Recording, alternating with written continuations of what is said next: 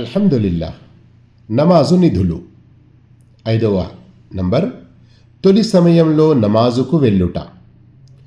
హజరత్ అబూ హురైరా రదియల్లాహు తఆలా అన్హు ఉల్లేఖించారు, ప్రవక్త సల్లల్లాహు అలైహి వసల్లం ఇలా సెలవిచ్చారు: అదాన్ చెప్పడంలో, మొదటి పంక్తిలో చేరడంలో ఎంత పుణ్యముందో ప్రజలకు తెలిస్తే, ఆ అవకాశాలు చీటీలు వేసుకునే పద్ధతి ద్వారా మాత్రమే లభిస్తాయని తెలిస్తే వారు తప్పకుండా పరస్పరం చీటీలు వేసుకుంటారు.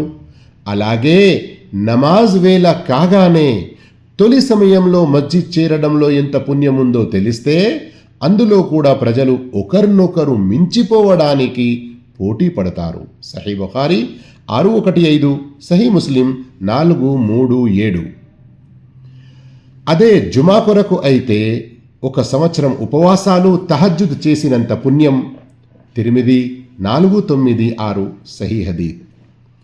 హజరత్ అబూ సయీద్ ఖుద్రీ రదియల్లాహు తఆలా ఉల్లేఖించారు, ఒకరోజు ప్రవక్త సల్లల్లాహు అలైహి వసల్లం తమ సహాబాలు పంక్తుల్లో నిలబడే విషయంలో వెనక ఉండటాన్ని చూశారు. అప్పుడు ఆయన వారితో ఇలా చెప్పారు: మీరు ముందు పంక్తుల్లోకి రండి, నన్ను అనుసరించండి, మీ వెనక ఉన్నవారు మిమ్మల్ని అనుసరిస్తారు. గుర్తుంచుకోండి, కొందరు పంక్తుల్లో వెనకనే ఉండిపోతూ ఉంటారు. చివరికి అల్లాహ్ వారిని తన కరుణ మరియు స్వర్గంలో వెనకనే ఉంచేస్తాడు. మరో విషయం శ్రద్ధగా వినండి. నిరంతరం నమాజు కొరకు తొలి సమయంలో వెళ్ళి తొలి పంక్తుల్లో ఉండే వ్యక్తి మనసంతా మస్జిద్లోనే ఉన్నట్లు.